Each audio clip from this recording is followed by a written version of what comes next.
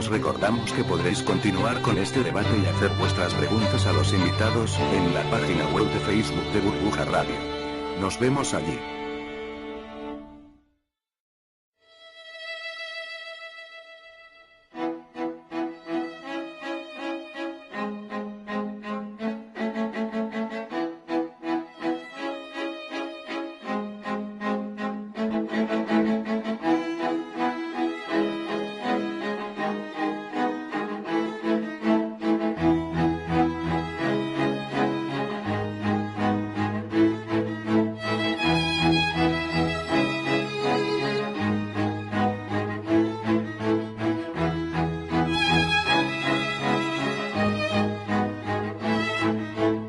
Están ustedes escuchando Economía Directa.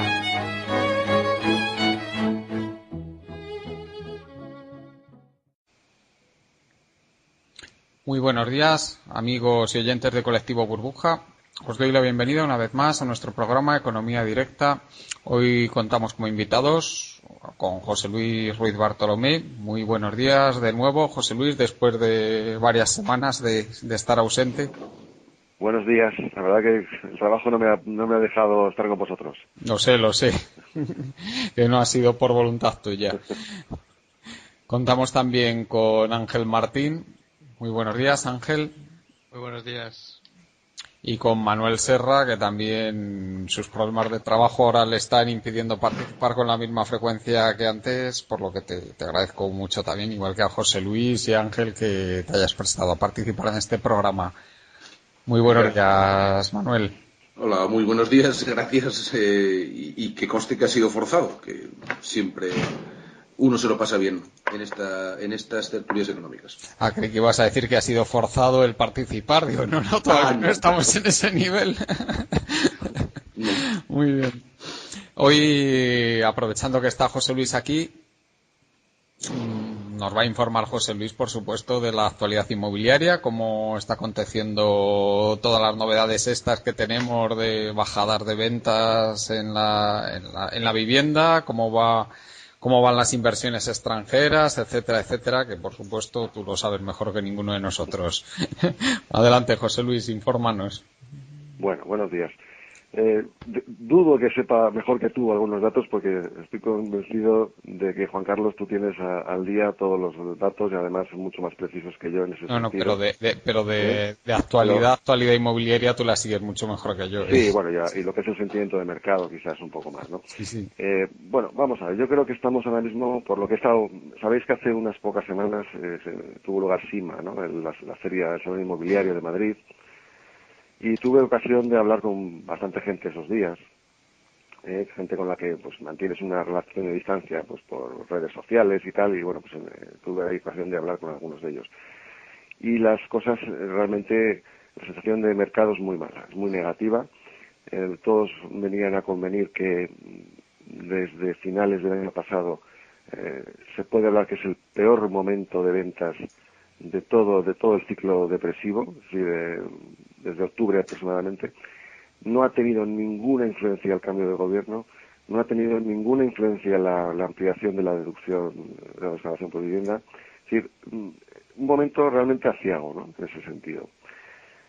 También, frente a lo que pueda parecer, porque hay casos excepcionales como el de Banco Sabadell en Marinador, creo que fue, o por la zona de Marinador, o el caso de Santander en Seseña, realmente la banca sigue todavía bastante encastillada en sus posiciones de no vender barato, de no provisionar hasta que no tengan el agua al cuello, y bueno, pues hablando con algunos de los comercializadores de producto de entidades financieras, pues me dicen eso, pues, tenemos dos tipos de entidades, las que sí que se están poniendo las pilas, que aceptan precios de mercado y se ponen a tiro, y luego también tenemos pues las que siguen como hace, ¿no? O sea, que si por ejemplo se vende un piso en 300.000 euros en una zona, ellos lo tienen a 500.000 y no bajan, ¿no? Entonces pues la gente no les compra.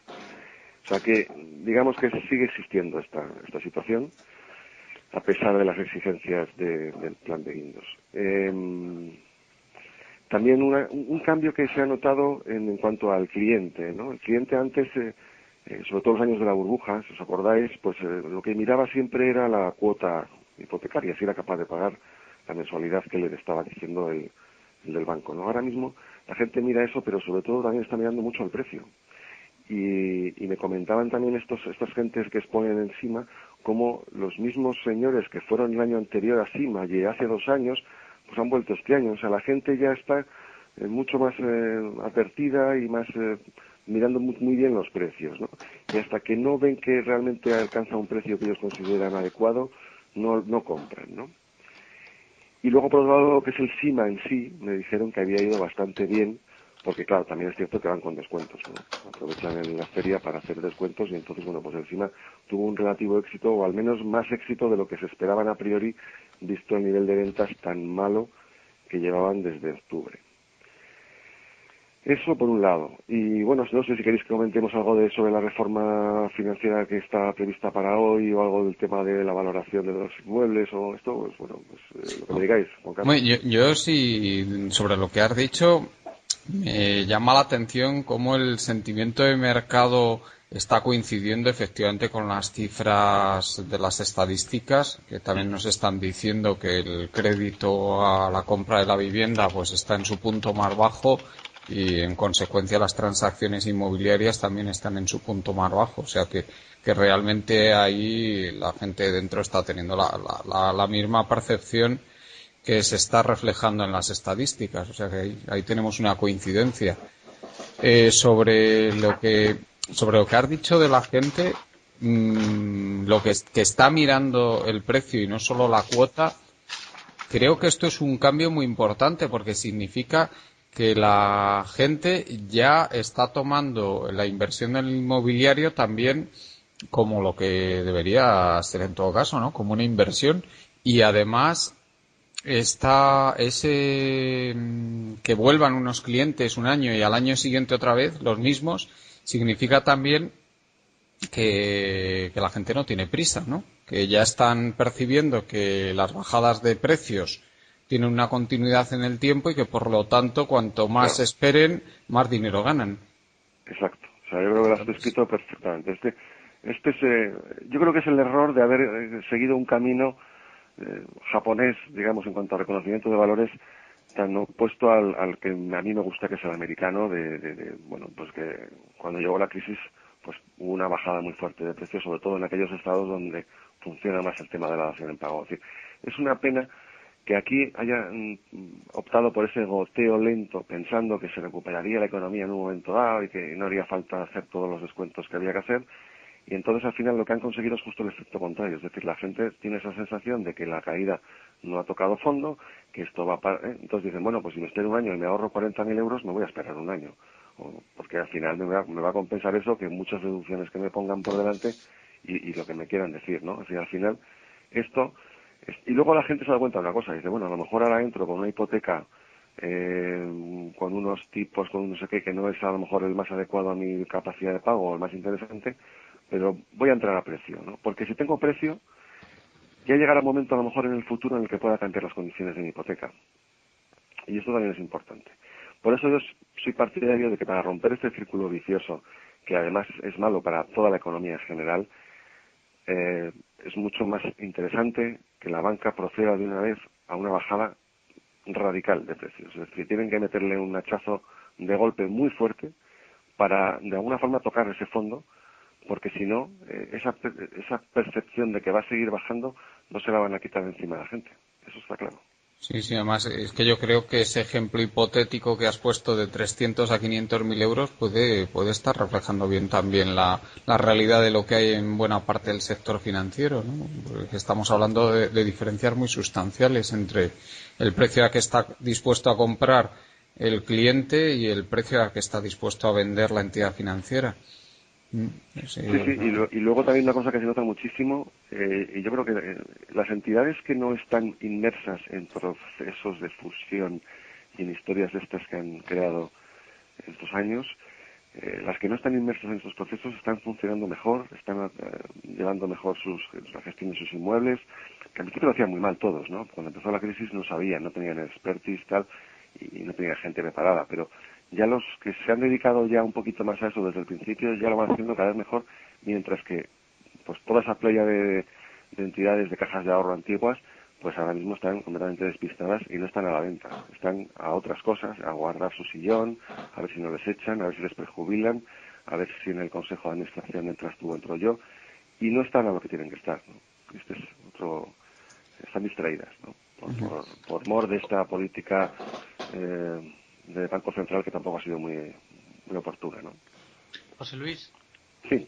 Una pregunta que quería hacerte al hilo de la provocación de Juan Carlos contra los austríacos ayer, sobre el ajuste de precios que claro, Juan Carlos comentaba que los keynesianos hablan de que los precios y los salarios se ajustan muy lentamente a la baja, ¿no? Pero en el caso inmobiliario las causas de la falta de ajuste han sido, aparte de que la banca pues ya se ha negado a causas regulatorias, ¿no? Si podrías comentar un poco muy brevemente las causas de esta falta de ajuste en los precios o de la lentitud con la que se han ajustado. Bueno, yo la sensación que tengo es, pero vamos, por lo que he ido hablando con gente que trabaja en banca, promotores, etcétera, ¿no? Desde el principio de la crisis. Yo recuerdo en 2008 que cuando todo estalló, yo estaba esperando que saltaran las oportunidades. Digo, qué bien. Digo, bueno, se acaba el negocio de lo que teníamos. Yo que me dedicaba sobre todo a temas de suelo, digo, bueno, se ha acabado esto. Digo, pero ahora va a haber oportunidades. Ahora de repente tenemos cosas que bajen de precio un 50, un 60, un 80, no sabías, te imaginabas que de repente pasan los meses y no pasa nada, y no pasa nada, y no pasa nada. Bueno, ¿qué está pasando aquí? Bueno, yo noté que había dos cosas. Por un lado, la sensación que tenía todo el mundo, promotores, gente de banca, etcétera, de que esto era algo pasajero. Entonces, bueno, vamos a aguantar el tirón, que en 2 años esto se recupera. Me acuerdo que daba la gente que para 2011 salíamos de esto seguro, o sea, que estaba ya dado por hecho. Luego también yo creo que quedaba un poco, sobre todo en los más viejos del lugar, la sensación de que, igual que en la crisis del 91-92, las cosas habían sido, los precios no habían bajado nominalmente, pensaban que ahora se iba a poder hacer lo mismo, pero yo era algo que no podía entender cómo podían pensar eso cuando no teníamos política monetaria y las devaluaciones estaban fuera de nuestra mano, ¿no? De nuestro alcance. Pero en el fondo seguían pensando eso, ¿no? Que, bueno, pues habrá inflación, tal, pasará un poco el tiempo y se ajustarán los precios un poco solos, ¿no? Esperaban realmente que pasara eso. Claro, por parte del regulador no hubo tampoco presión. Todos sabemos que el mito de la España de la banca más solvente del mundo, que ahora se nos está cayendo, ¿no? Todo este mito que hemos creado, que era todo mentira. Bueno, pues ellos lo que pensaban era vamos a intentar hacerlo lo menos doloroso posible y vamos a ir un poco haciendo una contabilidad ad hoc para cada una de las entidades. Vamos a ver, y además esto era así, o sea, ahora cuando hablan de que si Mafo tiene mucha responsabilidad de lo que ha pasado, no solamente en el engorde de la burbuja, que también, sino luego en la gestión de la crisis. Porque llegaban a una caja pequeñaja de una región por ahí, ¿no? Y decían, a ver, ¿tú cómo vas este año? Pues mal. Pues voy a poder, no sé, pues vamos a dar a lo mejor 57 millones de euros de beneficio. Bueno, venga, pues tú provisiona 30 y así das 20. Venga, vale, vamos ahora a otra caja, a la caja de no sé dónde. Y hacían lo mismo, es decir, no había una regulación clara, no había unos estándares claros, no se exigía una... poco a poco luego ya sí fueron reforzando, según fueron pasando los años, ¿no? Fueron diciendo, bueno, ahora un calendario más estricto, ahora pues más, ahora más, pero siempre ha sido como intentar evitar la quiebra de ninguna entidad para que todos fueran adelante, ya salvo los casos en los que ya se veía claramente que no podían seguir más, como el caso de CCM, que fue el primero, pero luego vinieron Cajasur, etcétera, ¿no? De hecho, la realidad del mercado, desde la situación de las entidades financieras, nos lo da lo que se descubría cuando realmente ya una de estas entidades saltaba, ya se desnudaba definitivamente, ¿no? Si hubiéramos aplicado lo que le pasaba a CCM al resto de entidades, pues hubiéramos ya podido limpiar en aquel momento todo el sistema financiero, pero claro, no había voluntad y se pensaba que se podía salir de esta sin hacer nada o haciendo muy poco. Sí, bueno, de todas maneras, Ángel, respecto a lo que has dicho, yo también creo que aparte de todo lo que ha comentado José Luis, también hay una resistencia tremenda por parte de los propietarios a bajar precios nominales, sí. Que conste, porque eso yo lo percibo hablando con la gente. O sea, yo también estaba provocando aquí. Ahora. Sí. No, pero fijaros una cosa, el propietario, hay dos tipos de propietario, digamos. Está el propietario que se llama nuestros padres, ¿no? La gente de 60, que tiene sus casas pagadísimas, y que para ellos, si el precio son 50 millones de pesetas y no lo quieren bajar, y no lo van a bajar. Quiero decir, no tienen prisa. Y salvo que vean que el entorno conviene que su valor real es de 30, van a seguir con sus 50 en la cabeza. Y no tienen prisa, van a esperar y no quieren vender en el fondo. Pero luego están los que estamos hipotecados, los que estamos sujetos a que si perdemos el trabajo hay que vender la casa. En ese caso, estás a mercado, ¿no? O sea, lo que haya. Hay una España dual en ese sentido, a nivel de propietarios. Y está la presión por otra parte, por lo que he entendido y que coincide con cosas que he podido ver aquí, de los promotores y constructores locales, que algunos siguen ya no empecinados porque pensaban que se solucionaría, sino porque ya están pillados. Al estar pillados, si venden a los precios que se tendría que vender, tienen que ir a concurso porque acabarán descapitalizándose. Son los mismos que se suelen quejar de la competencia que ellos llaman desleal de los bancos con sus carteras inmobiliarias. Las pocas veces que los bancos tiran un poquito a la baja. Esto es en algún momento también, si la banca ahora se ve obligada a provisionar o se ve obligada a reconocer sus propios problemas, tanto en la cartera que tienen como en la valoración de los colaterales hipotecarios de los préstamos que tienen dados, van a tener que vender también. Sí, pero bueno, yo te cuento también una de las, además lo conté en un post hace un par de semanas y además lo tengo aquí delante e incluso lo podemos comentar.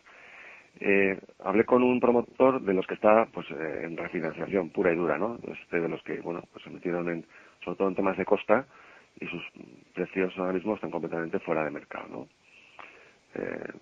Todas las hipotecas que tienen sobre esos pisos tienen importes superiores al actual valor de mercado.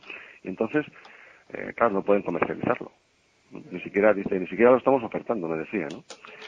Y son proyectos que van ya por la tercera ronda de refinanciación. Y tampoco las entidades les aceptan hacer daciones en pago, en este caso, ¿no? De este promotor concreto.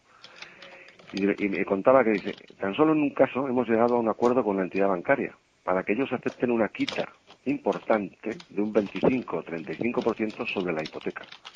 En este caso, sí estamos vendiendo varias unidades al mes. Obviamente, dice, esto no nos produce ingreso alguno, pero reducimos pasivo y nos permite liquidar ordenadamente. Sinceramente pienso que este es un buen camino para los bancos, mucho más lógico que la dación o la ejecución. Y me dice, lamentablemente casi ninguno lo entiende así. Es decir, que el promotor sensato, que no es el de bolsa, que no es el real, que no es la gente normal, promotora pequeña de provincia, quiere hacer esto. Sabe que no puede vender caro, pero claro, no va a ir lo que no puede hacer es ir a la notaría a poner dinero. Tiene que ir de la mano del banco, que el banco pierda parte y él pierde todo, claro. No sé si lo veis así. Sí. Uh-huh. Sí, lo comprendo. Uh-huh. Muy bien. Oye, no sé si querréis comentar algo como ha dicho José Luis, de la reforma financiera que tiene pensado anunciar hoy el Gobierno antes de pasar al otro tema que tenemos hoy pendiente. Yo creo que José Luis sí, he visto que estabas tuiteando cosas respecto a eso, o sea que yo creo que posiblemente quieras comentar algo de esto. Yo llevo toda la semana hablando de ello. O sea que... Bueno, no quiero acaparar más tiempo, no me van a echar esto. Bueno, o a lo mejor quieres solamente decir una cosa. Creo que va a ser un parche, ¿vale? Uh-huh. Creo que va a ser un parche. Vale. ¿Queréis comentar algo? Sí. Realmente 40.000 millones más no solucionan el problema, ¿vale? A mí también me da esa sensación realmente. No creo que la reforma o lo que se apruebe hoy vaya a servir y bueno, si se aprueba el Banco Mal o alguna de estas soluciones, realmente asusta bastante en lo que vaya a afectar al contribuyente y al déficit al final, porque tengamos en cuenta lo que pasó en Irlanda. El otro día Xavier Sala y Martín comentaba que en España pues podíamos ir hacia ese camino y en Irlanda por por la solución bancaria se llegó a un déficit del 30% y no me puedo imaginar qué pasaría con la prima de riesgo, etcétera, si llegáramos a un déficit similar como el de Irlanda. O sea que... Ángel, perdona, lo quieren montar de manera que no contabilice para el protocolo de déficit excesivo, ¿eh? Sí, que contabilice que no contabilice como capital, ¿no? Como activos y por lo tanto no cuente para el protocolo. A través de los cocos, ¿no? Entonces, no sé qué piensas tú de esto, porque supongo que te lo habrás mirado. Sí. Bueno, no demasiado, pero Sala y Martín sí que comentaba que a pesar de que se iba a intentar hacer esto, pero que al final quizás iría hacia el déficit. Realmente no lo sé exactamente cómo claro, es normal que lo quieran plantear así porque si no, bueno, es una especie de truco contable, imagino, ¿no? Sí, claro, es un truco contable, lógicamente. No es más. Es diferir el reconocimiento de pérdidas en el tiempo, claro. A mí se me estaba ocurriendo ayer, hablando con Eduardo García, se me estaba ocurriendo un mecanismo que pueden utilizar, que yo no sé si realmente estarán pensando en eso, no imaginemos, las LTROs, las subastas de liquidez a 3 años del Banco Central Europeo, sabéis que tienen unos requerimientos de capital bastante bajos, que admiten activos tipo A, que admiten casi cualquier cosa, admiten préstamos, admiten bonos, admiten cédulas hipotecarias, cualquier cosa titulizada. Es decir, y bueno, y como sabéis que aquí no se ha reconocido ni la mora real, ni las pérdidas reales, ni la depreciación real de los activos, pues en realidad casi todo debe estar calificado como A, AA o AAA. Entonces, imaginaos, o sea, activos de este tipo tienen a mansalva los bancos españoles. Entonces, en un principio colateral no les va a faltar. Es decir, ellos pueden si se lanza una nueva LTRO, pueden llevar a descuento todo lo que les dé la gana en el Banco Central Europeo, luego utilizar ese dinero para comprar deuda española y que esa propia deuda española la utilice el gobierno para rescatar a esas entidades financieras, ¿no? Así como una especie de la broma esa que comentaba yo ayer con el barón de Munchausen, ¿no? Que se sacó a sí mismo en la ciénaga tirando de su coleta. Pues algo así, ¿no? Al final, ¿quién paga esto? Paga esto evidentemente es expansión monetaria el Banco Central Europeo, deterioro de la posición del Banco de España frente al eurosistema. Pero vamos, yo creo que podrían estar pensando en hacerlo así. No sé qué pensáis vosotros. Habría que contar con la aprobación del BCE, ¿no? No sé. Sí, claro. ¿Qué capacidad negociadora? Bueno, claro, la capacidad negociadora de España realmente puede ser grande porque somos muy importantes. A pesar de que somos irrelevantes en la esfera internacional, pero para el euro somos importantes porque si las cosas siguen yendo mal, el euro puede petar y eso, bueno, parece que de momento a los políticos europeos no les interesa en absoluto. Entonces, ahí la capacidad negociadora sí que puede ser notable y entonces sí que podría ser una vía viable, que no sé hasta qué punto sería una solución efectiva u otra patada adelante, porque las soluciones del Banco Central Europeo, a mi juicio, no han solucionado nada de momento. Quizás han retrasado los problemas de liquidez de la banca y bueno, han quitado problemas en ese sentido a la refinanciación, pero no han solucionado realmente como estamos viendo, ¿no? No sé si querréis comentar algo más. Creo, José Luis, que tú querías decir algo más de la reforma del sistema financiero, que antes me parece que te hemos interrumpido. No, sinceramente de que no quiero, porque puede ser monográfico, ¿no? Hablar de ese tema. Yo lo que sí veo es que quieren elevar, por lo que han dicho, del 7% actual al quizás el 20-25% las previsiones para lo que consideran activos no tóxicos, ¿no? Bueno, pues me parece un parche, ¿no? O sea, vamos a ver, de los 400.000 millones de crédito a promotor y constructor sano, si se puede llamar sano, a lo mejor hay un 5%. O Sí. Hay un 5% de promotores que son gente que está bien capitalizada y que pueden aguantar el tirón. El 95% del restante es malo. Por mucho que tengan reconocido ahora mismo cerca de un 56 o de un 60 casi malo y un 40 y pico bueno. Eso es mentira. Entonces el 20 y tantos % de provisión para ese supuestamente bueno no se lo cree nadie. Y dos, la mora hipotecaria ni de lejos es del 2,7, 2,8. Eso no se lo creen ellos. Porque en Irlanda, con 10 puntos menos de paro, está en el 8%. Entonces, bueno, pues a partir de ahí ya que sigan haciendo trampas al solitario, porque además lo malo de esto es que Bloomberg y otros y ya lo están diciendo, ¿no? Entonces, antes lo decíamos nosotros nada más aquí, Juan Carlos, pero es que ahora ya fuera lo están diciendo porque se están dando cuenta de que no es creíble, ¿no?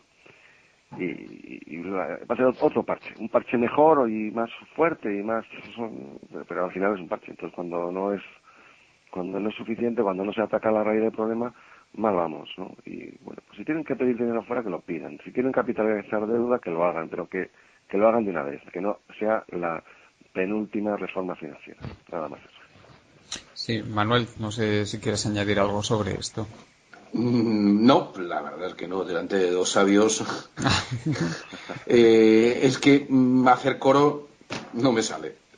Estoy bastante de acuerdo.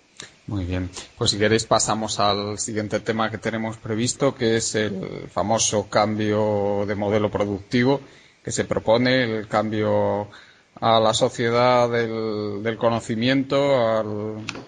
Pues se supone que para tener un sistema productivo de mucho mayor valor añadido, ¿Sí? Con mejores empleos, con mejores salarios.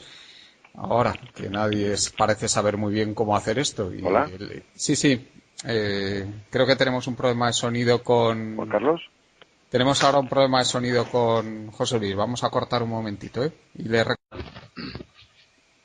Ya hemos recuperado la conexión con José Luis. Estábamos comentando el famoso cambio de modelo productivo que se propone y ya directamente doy paso a Ángel, que es el que ha propuesto este tema, para que nos comente qué es lo que se está diciendo desde el gobierno y cuál es la realidad. Ángel.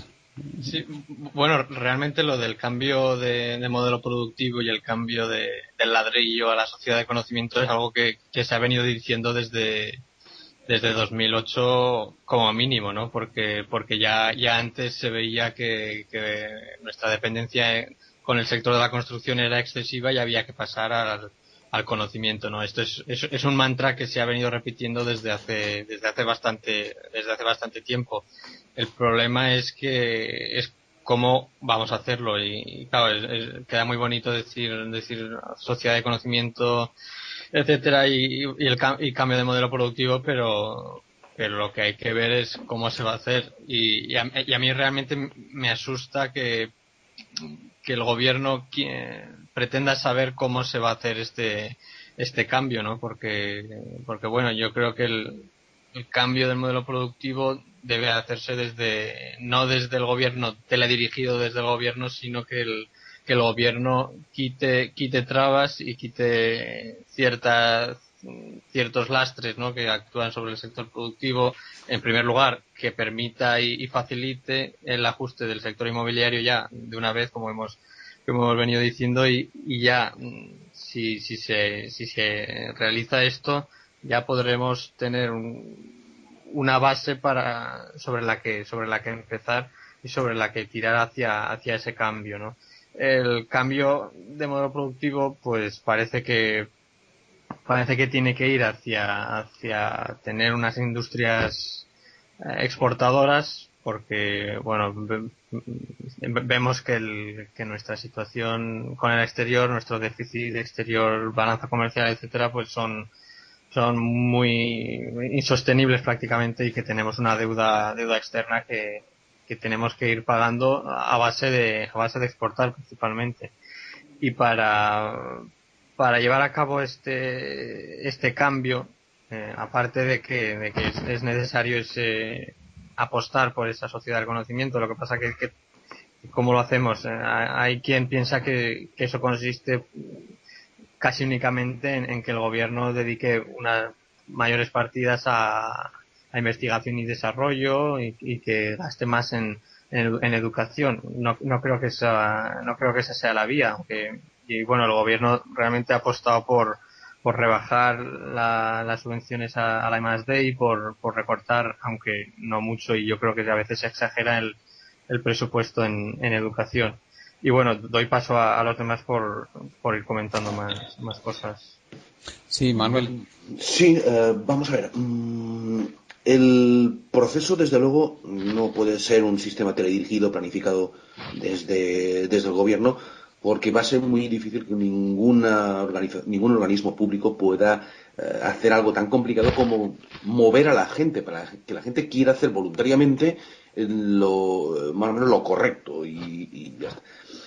¿Qué pasa? En esto nos enfrentamos a un reto en el que hay una coyuntura. A ver, nosotros tenemos una dependencia del ladrillo, cierto.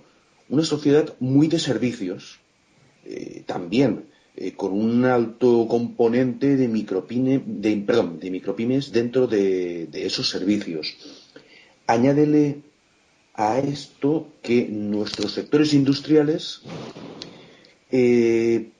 tienen un déficit de financiación desde que empezó el fenómeno del boom inmobiliario, no tanto en números absolutos como en términos relativos en la cantidad de recursos destinados. Y sin embargo ahora la contracción la están sufriendo exactamente igual, proporcionalmente que los demás.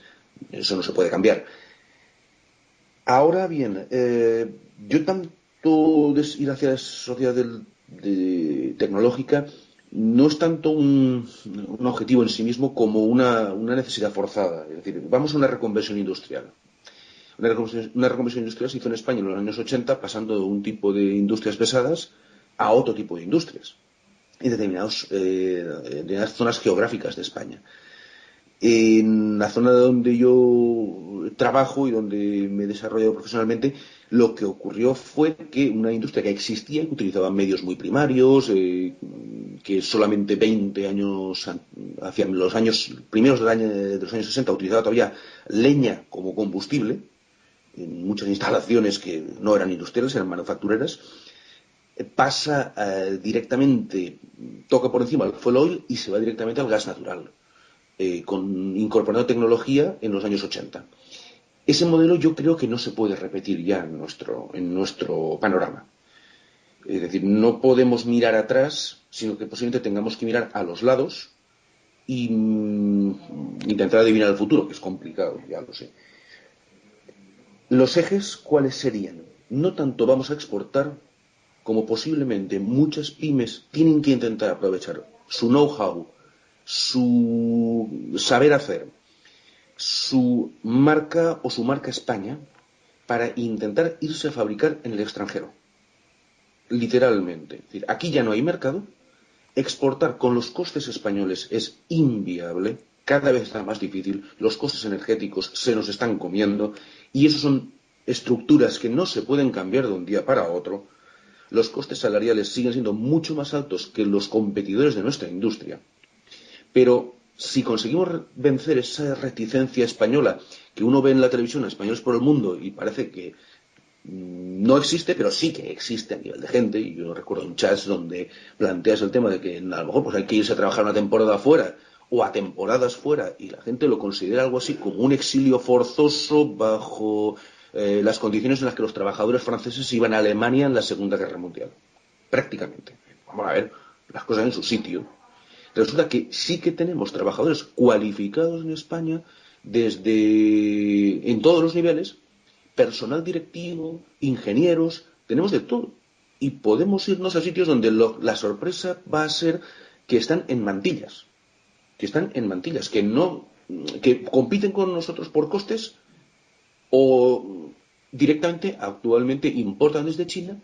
Y son países que en este momento tienen recursos financieros y que están intentando crear sus propias industrias, que es la gran diferencia respecto a la crisis energética de los años 70, por cierto.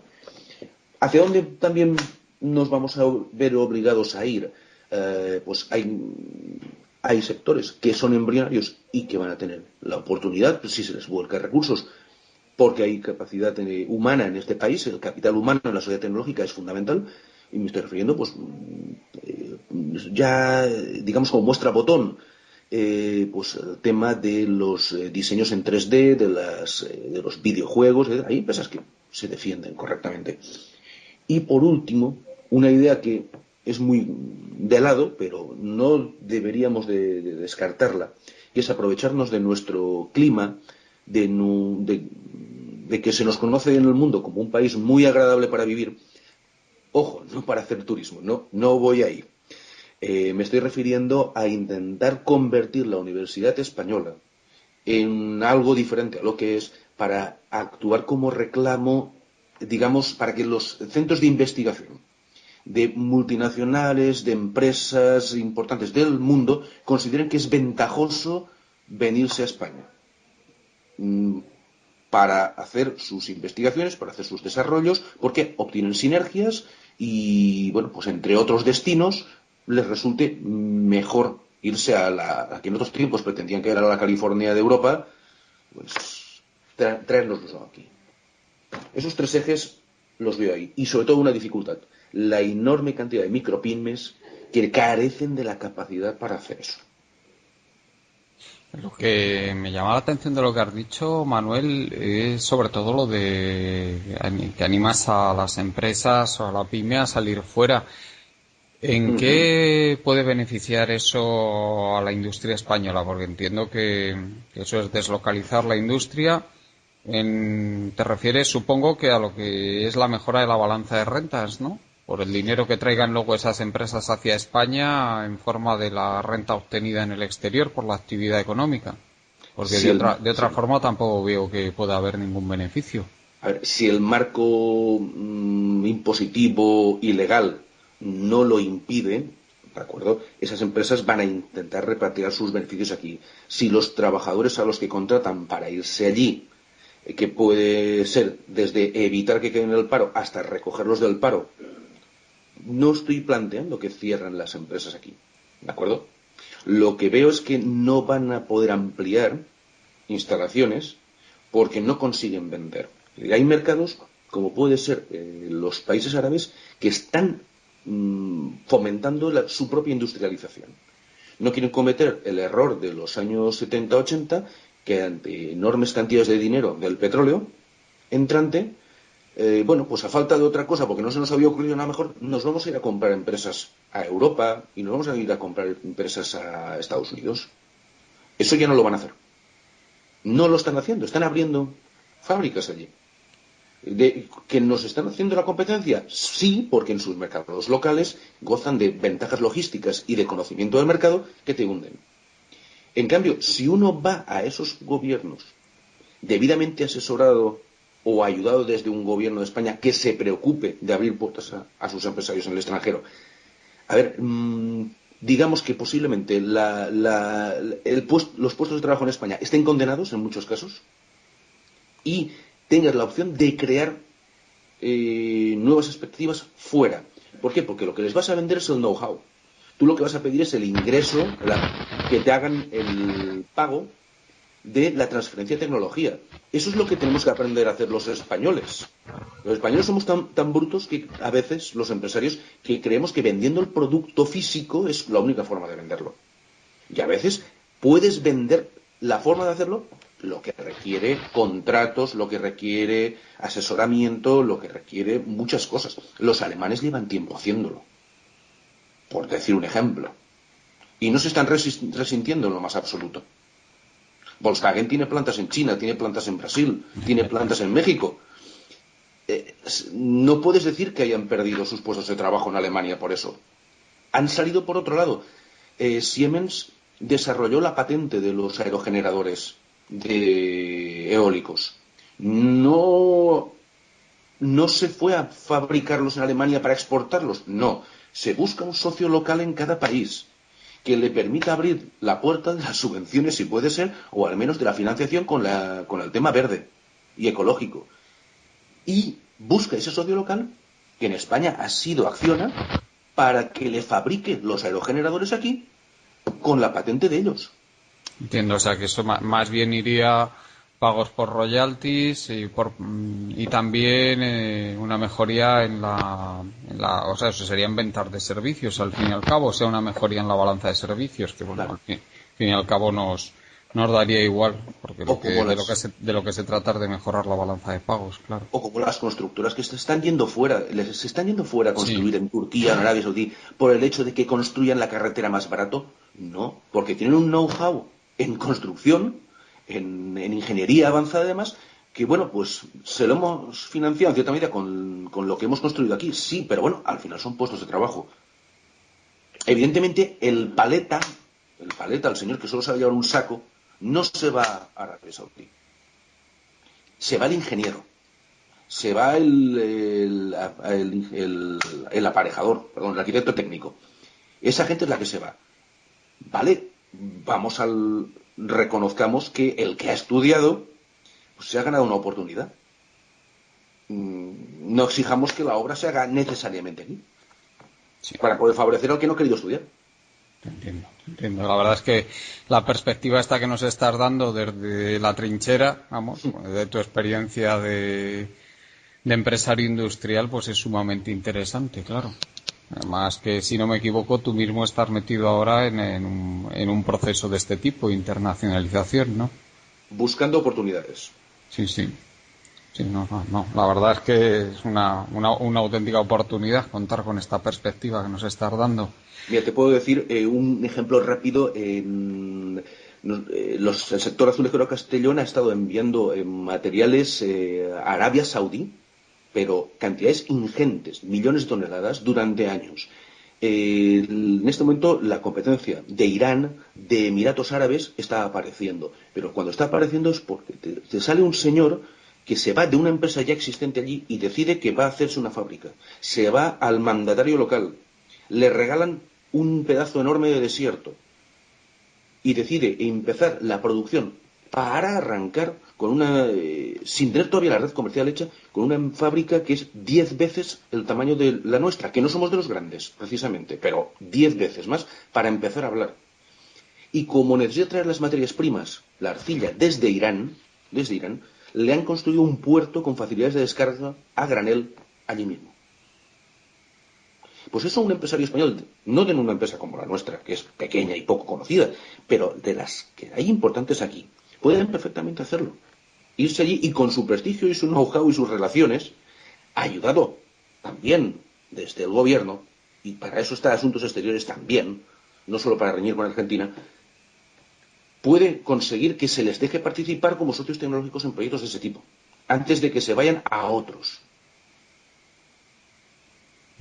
Sí, te estoy entendiendo, y además me da la sensación de que aquí el gobierno, tanto este como el anterior, no están haciendo mucho por ayudar en esto. Es que les pasan altas. Muy bien. José Luis, ¿qué Pues piensas de...? Mi opinión, mi visión, Sí. que también, la verdad que por mis últimas responsabilidades laborales, algo de eso también puedo hablar, ¿no? Porque sí estoy teniendo experiencias de este tipo. Vamos a ver, os cuento un poco la situación del sector donde yo estoy trabajando ahora, ¿no? Es un sector que tiene que ver con transformación de plástico, ¿vale? Entonces, la materia prima, pues os podéis imaginar que proviene del petróleo, ¿no? La maquinaria que hace que transformemos esta materia prima en el producto final es maquinaria donde la mejor del mundo está en Alemania y en Italia, en la parte norte de Italia, que como sabéis hay un nicho de creadores y de ingenieros bestial, y que son muy creadores de valor añadido, ¿no? No producen como nosotros, sino que inventan. Entonces, y a esto le añadimos el punto que estamos de crisis, ¿no? Crisis quiere decir que no hay financiación y que se vende menos, claro. Resulta que en este caso que comentabas, Manuel, Arabia Saudí, o sea, los árabes saudíes están montando fábricas de lo mismo que hacemos nosotros, como bien decías tú, unas fábricas gigantes, con dos ventajas o tres. Una es que la materia prima es de ellos, con lo cual el precio les sale mucho más competitivo que a mí. Dos, como en Europa estamos sin financiación y nadie está instalando maquinaria nueva, pues tenemos máquinas de hace 10, 15 años, las más nuevas. Y ellos están comprando el último modelo que produce mucho más eficientemente que la que tú tienes. Y por último, ellos, claro, los árabes de origen no curran de curritos, de operarios, ¿no? Ellos son los pero se traen a pakistaníes a los que les pagan, no sé cuánto les pagarán, 100 euros al mes o lo que sea, no lo sé, y que hacen el trabajo sucio. De manera que te sacan un producto al mercado que te destroza. Lo bueno de todo esto es que no lo hacen muy bien, entonces la cagan y bueno, pues ahí tienes un poco. Pero tienen los medios para conseguir hacerlo, no lo hacen bien hoy, pero dentro de 5 años lo harán bien. Correcto. 5 años o menos, ¿sí? Bueno, es un decir, ¿no? Entonces, no sé, ¿no? O sea, lo que dices está muy bien, pero luego la realidad es muy dura, ¿no? Y te machaca, ¿no? Porque estás muy indefenso ante gente pues que tiene pues esos grandes, enormes capitales capaces de poner en marcha, de replicar un sector que pueda ser más o menos pujante en Castellón o donde quieras, y ellos te lo replican y además te lo pueden hacer muy bien, ¿eh? Y te sacan del mercado. Digamos que tienes una ventana de oportunidad, que la tenemos alrededor de ahora. Si les das tiempo a que aprendan, ya no te necesitan nunca más. O sea, como no hayas en intervalo desarrollado patentes y pues como los alemanes, que puedas defenderlas y que te vayas allí a instalarlas porque te necesitan, estás fastidiado. Pero bueno, y ojo que detrás de estos viene el Magreb, detrás de estos también viene África subsahariana, que tenemos la tendencia a pensar que no existen y no es del todo cierto. Están intentando salir de su ciclo negativo y intentando crear también sus puestos de trabajo y saben que son competitivos en mano de obra. Donde no son competitivos, donde necesitan, es a nuestra tecnología. A eso es lo que necesitan. Y ojo, nosotros tenemos que ser capaces de dar el primer paso y luego el segundo. Si no conseguimos que nos necesiten, que necesiten a nuestros procesos, y eso exige normalmente mantener unas fábricas en Europa que van a tener que hacer el producto de élite, que van a tener que hacer el producto de más precio, en el que tendrás que ponerle más marketing, o dependerá de cada sector. Pero si no, tampoco serás capaz de desarrollar nada nuevo. Es decir, es un cambio en todos los niveles, es un cambio de mentalidad. Pero ya y que afecta tanto a empresarios como a trabajadores, siendo que a mí es una cosa que también en el fondo siempre me ha parecido que son dos categorías perfectamente permeables y donde uno pasa de una a otra y unas veces el trabajador con ideas se acaba convirtiendo en empresario, el empresario que no le sale bien la jugada o no tuvo ideas se convierte en trabajador por cuenta ajena. Esto va arriba y abajo, pero que sí que hay mucha empresa en España que puede intentarlo antes que quedarse a verla venir. Estoy de acuerdo, ¿no? El que pueda, el que tenga la posibilidad de hacerlo, tiene que hacerlo. Porque si no, como tú bien dices, va a quedar sobrepasado por los acontecimientos y va a ser mucho peor, claro. Al final. Y luego está la reconversión industrial, que es parte de ese proceso. Intentar dejar de pensar que estamos haciendo lo mismo y tenemos que seguir haciendo lo mismo que hacíamos durante años y años y empezar a mirar a los alrededores a ver si hay algo más que puedas hacer. Sí. Yo os voy a poner como ejemplo también en mi sector, que bueno, ya sabéis que yo me dedico a la biotecnología, a la genética, especialmente por lo menos lo que se puede vender internacionalmente, aunque también hacemos más cosas. Y estamos teniendo ya empresas que van surgiendo en países que hace muy pocos años se consideraban de tercera y que están compitiendo a precios pero extraordinariamente buenos, ¿sí? Hay todavía alguna queja respecto a la calidad por parte de algunos clientes, pero otros ya no se quejan absolutamente nada, ¿eh? O sea que yo os lo digo como está. ¿Qué te parece el panorama que estamos pintando, Ángel? Parece que la globalización sigue adelante cada vez con más fuerza, se están incorporando cada vez sectores más amplios de más países y la competencia cada vez está más dura, ¿no?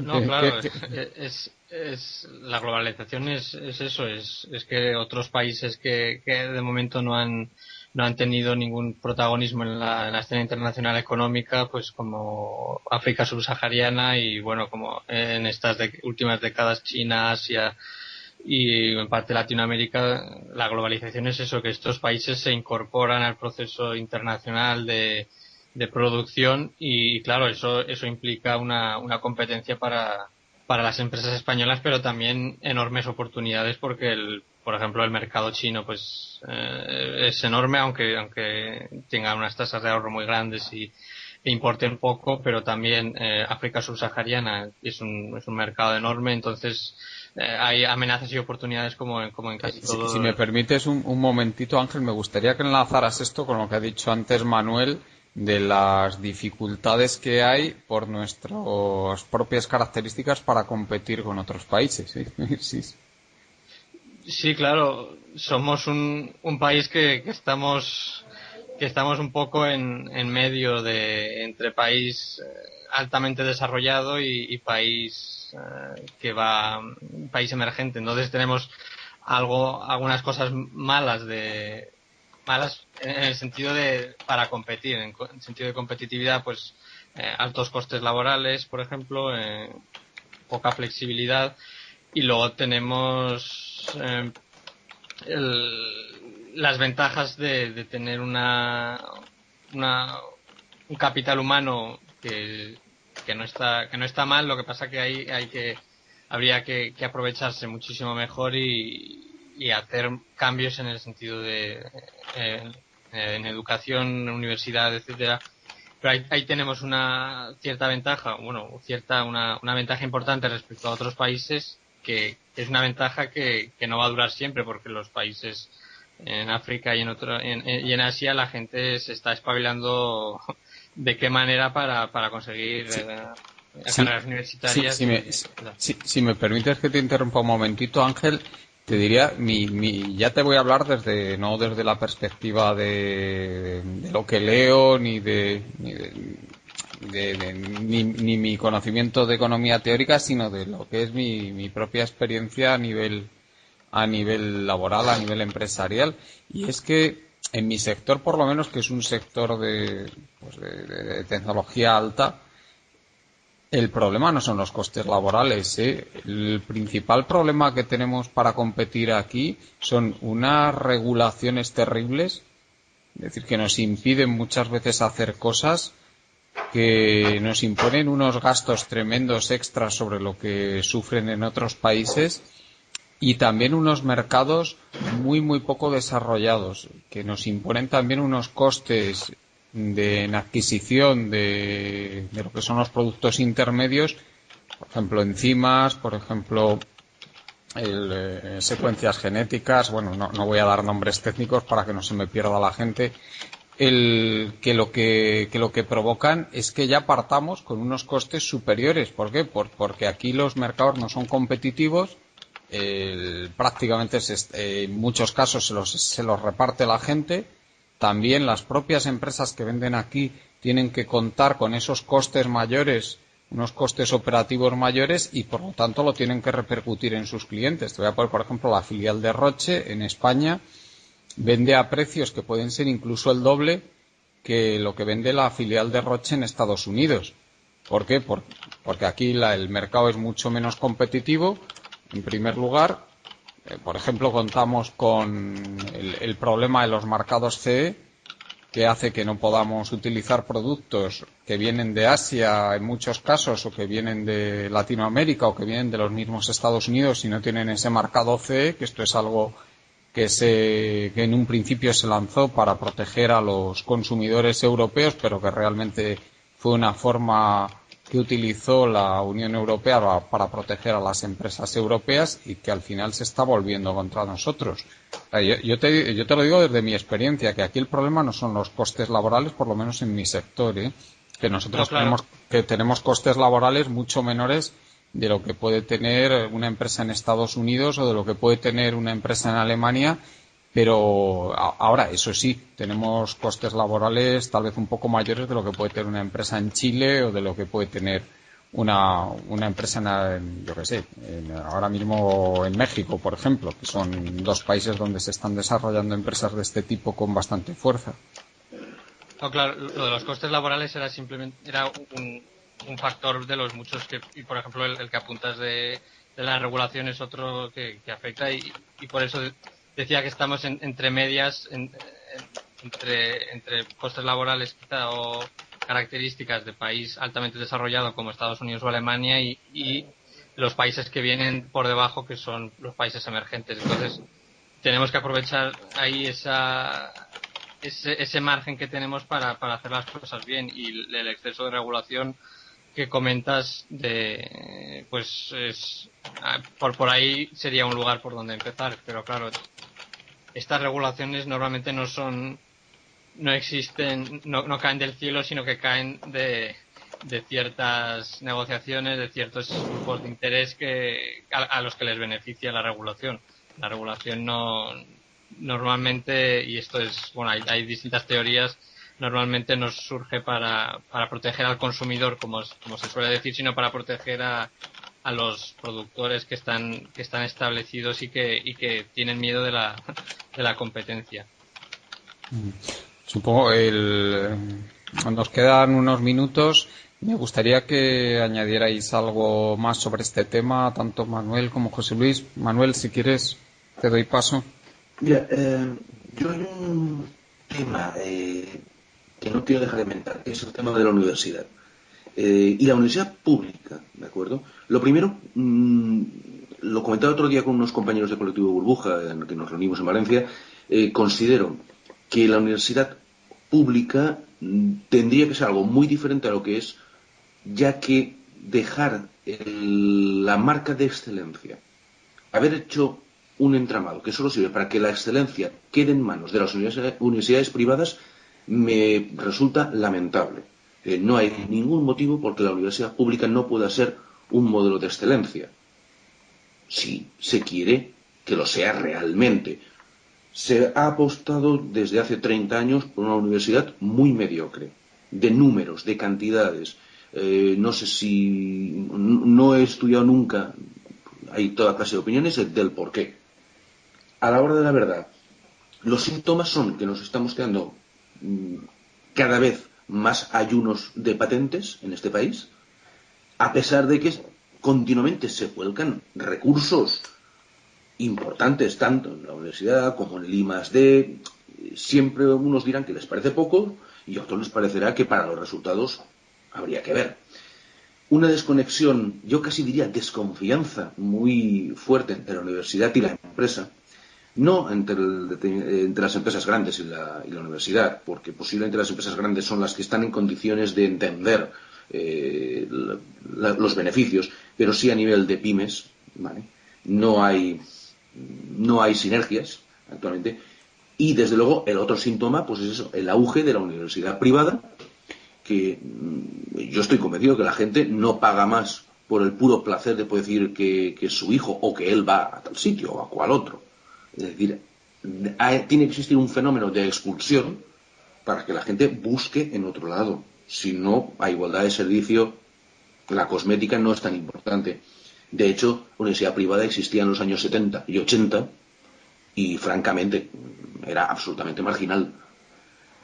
Los objetivos que debería plantearse, claramente, es recuperar la marca de excelencia y ser el soporte de una industria del conocimiento. La verdad.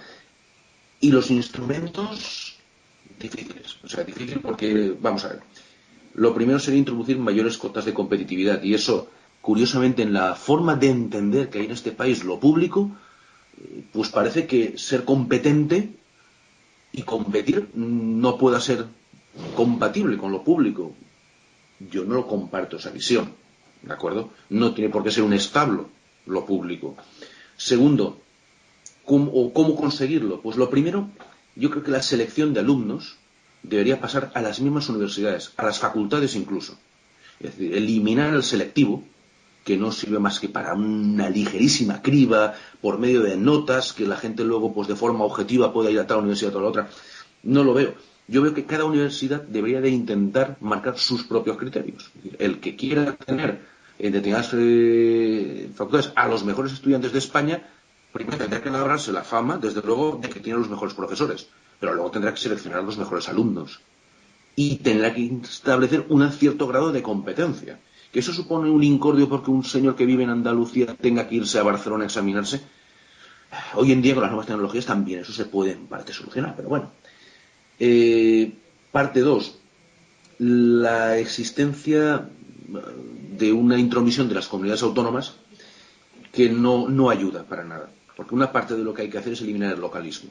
Una comunidad valenciana con 5 universidades, 5 y no sé si hay una a distancia propia o creo algo de eso hay. No, todavía no. Estaban pensándoselo. A ver, contribuye a la mediocridad. Sinceramente, si duplicamos los estudios en las 5, y especialmente de algunas, seamos sinceros, no hay tanta gente brillante para actuar como profesores en todas las universidades de todos los pueblos de España.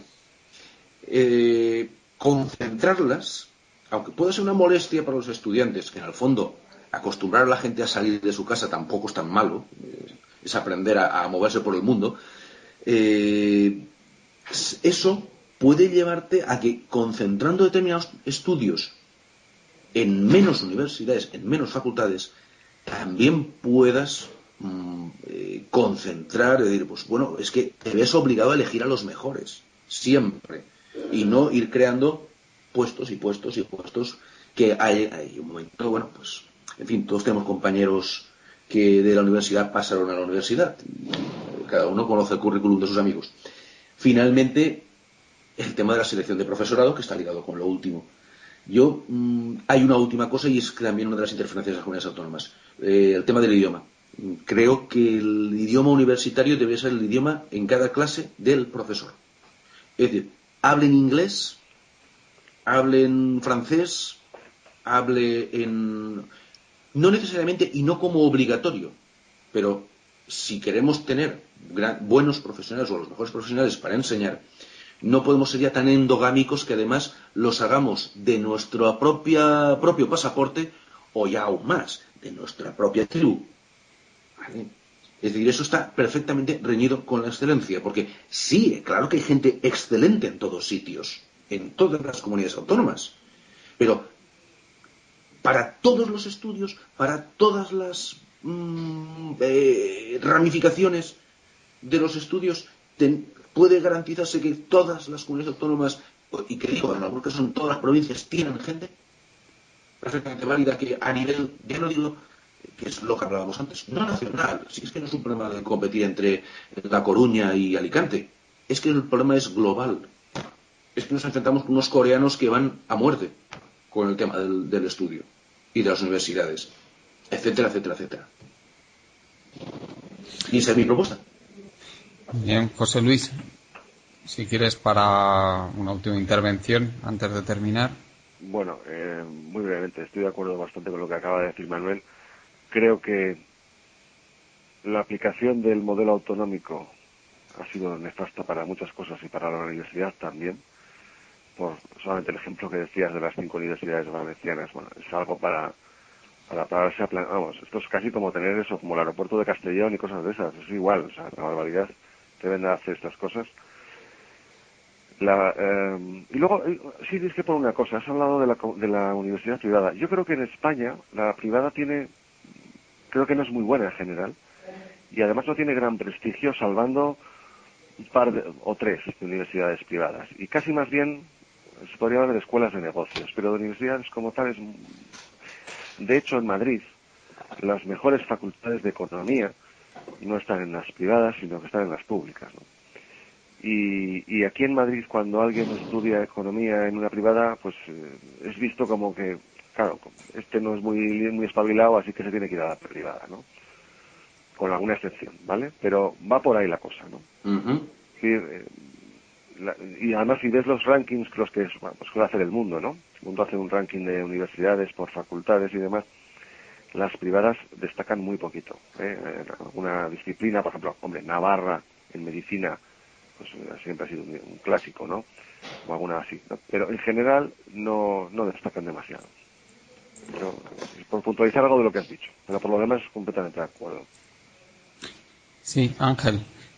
Sí, pues por acabar, me ha parecido muy interesante el mapa de ruta que ha propuesto Manuel para la reforma universitaria. Y bueno, en relación a las universidades privadas, es cierto que no destacan demasiado, y tenemos el caso de Instituto de Empresa y de IESE, y tenemos el tema de los rankings que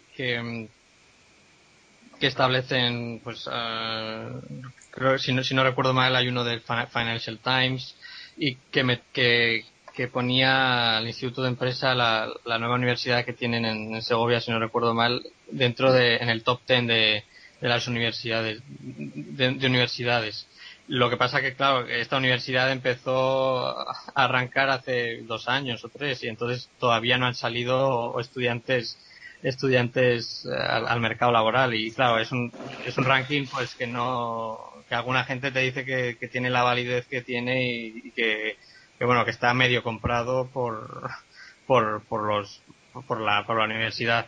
Y luego también hay que tener en cuenta las restricciones que desde el gobierno existen para la creación de universidades privadas.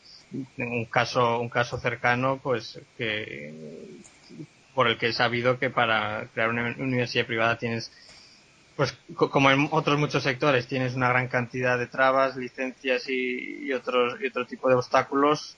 O, por ejemplo, tener no sé si un mínimo de 8 carreras para hacer una universidad que se pueda llamar como tal. Entonces, claro, eso te genera unos costes de entrada brutales que es muy difícil luego competir con la pública.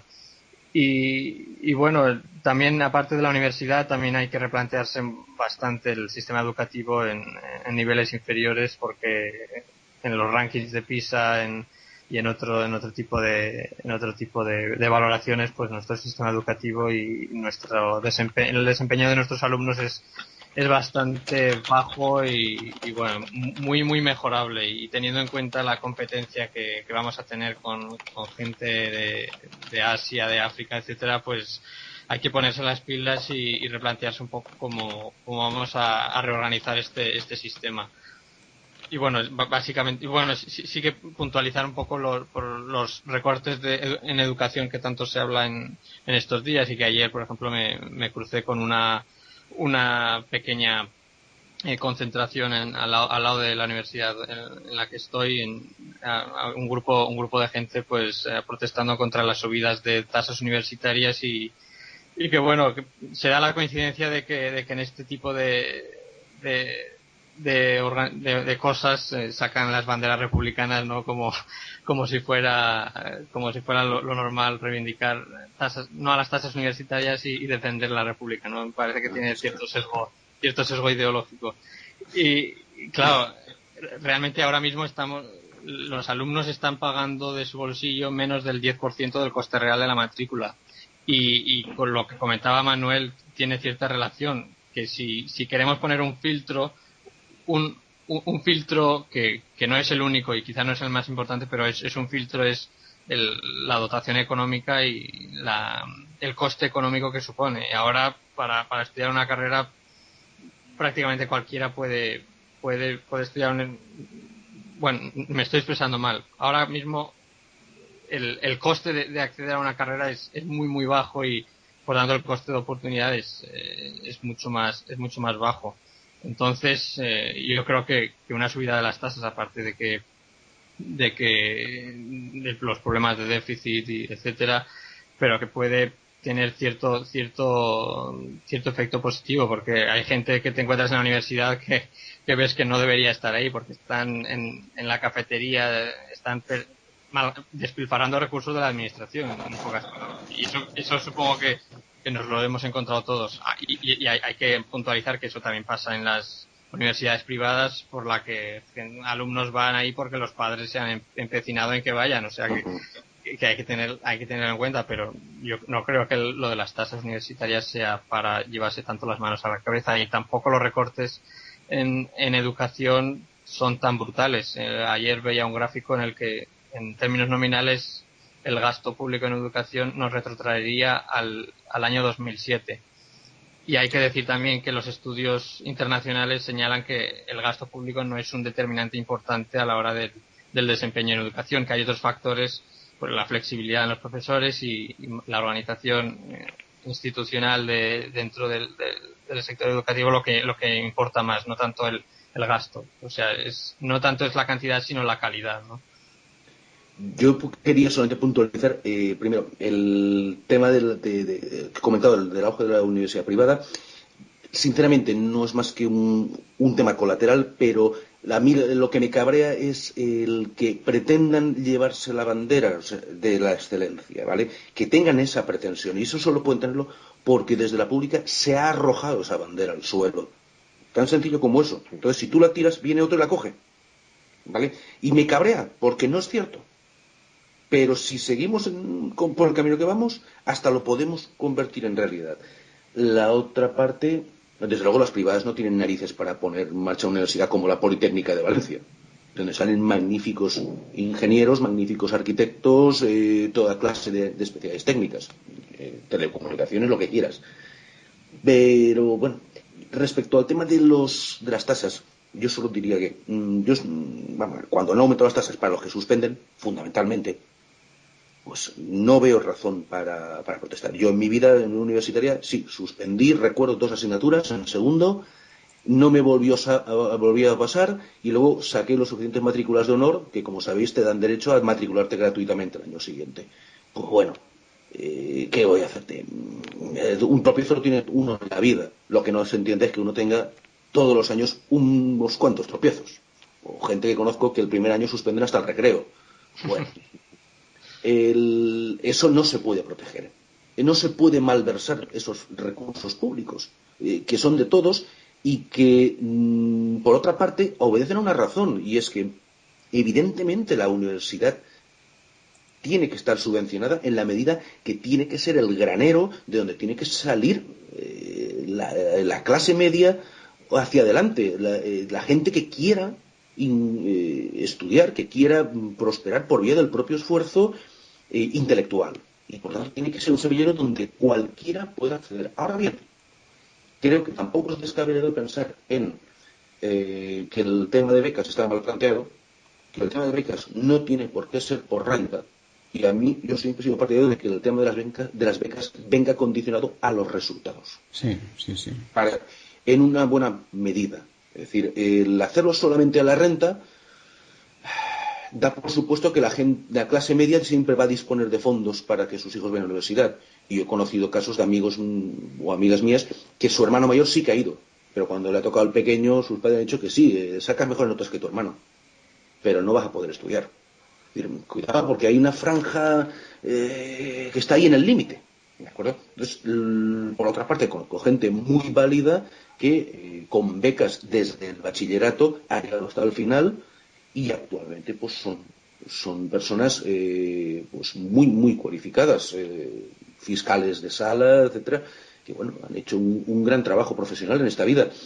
Por lo tanto, ni debemos de dejar de subvencionar la universidad, porque es la forma de pescar conocimiento, de pescar inteligencia, pero vuelvo a lo mismo, un poco de competencia, un poco de competitividad, un poco de ser competente. ¿De acuerdo? Sí, yo luego pues, estoy de acuerdo contigo, Manuel, en que si se aumentan las tasas universitarias, ese ingreso ese aumento de ingresos debería utilizarse en una política de becas, pues que fomentara. Sí. No estoy tan de acuerdo contigo en que las becas se tienen que dar a quien aprueba, pero bueno, es que eso se está haciendo ya. Pero que también se tiene que fomentar, debería también fomentarse a la gente que saca buenas notas, lógicamente. Porque muchas veces no solo el problema, como tú bien dices, pues hay gente que está ahí en esa franja intermedia para quien puede suponer un problema realmente grave, sobre todo si suben las tasas, ¿no? El que los hijos estudien. Vamos, esa por lo menos es mi opinión, porque tenemos que tener en cuenta que subvencionar el sistema educativo, al fin y al cabo, se está subvencionando indirectamente también al sistema productivo del país. a eso. Sí. Lógicamente. Muy bien, pues si queréis vamos terminando ya. La verdad es que ha sido un programa larguísimo hoy. Muy bien, os agradezco mucho, por supuesto, la presencia aquí. Muchas gracias, José Luis. Gracias a ti, Juan Carlos, por invitarme. Bueno, y a ti por venir. Y espero poder venir más días. Muy bien. Muchas gracias, Ángel. Un placer, un saludo. Lo mismo digo. Y muchas gracias, Manuel. Nada, gracias a vosotros, como siempre. También muchas gracias, como siempre, a los amigos y oyentes de Colectivo Burbuja que nos siguen a diario. Os recuerdo que podéis continuar en www.colectivoburbuja.org y en nuestros grupos de Facebook. También me gustaría que dierais la dirección de vuestros respectivos blogs, o los que los tenéis, que yo sepa sois Ángel y José Luis, para que los oyentes los puedan seguir también. José Luis, ¿el tuyo es? Bueno, el mío es Adiós Ladrillo Adiós. Si entran en libremercado.com, enseguida verán la pestaña con mi foto al lado de la de Ángel. Entonces, bueno, pues muy fácil de llegar. ¿Y la del tuyo, Ángel? Sí, el mío se llama Procesos de Aprendizaje y soy vecino de José Luis. Y bueno, también tengo un blog en Ferrer Invest, que tiene un título ya un poco más complicado, que es Macroperspectivas Caleidoscópicas. Y bueno, ahí también me pueden encontrar en ferrerinvest.com. Estupendo. Y tú, Manuel, de momento no tienes blog, ¿no? Yo lo siento, pero no doy abasto. Muy bien. Pues ya nos despedimos. Hasta pronto. Muy bien, adiós. Hasta la vista.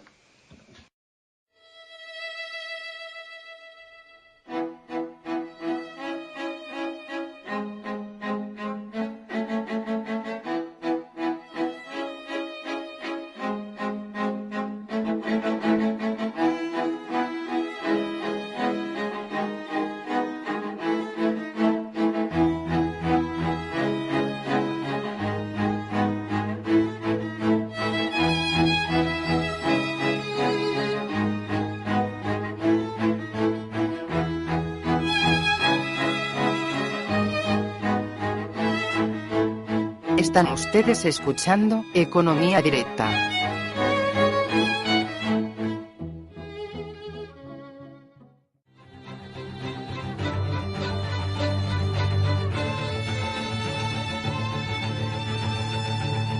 Os recordamos que podréis continuar con este debate y hacer vuestras preguntas a los invitados en la página web de Facebook de Burbuja Radio. Nos vemos allí.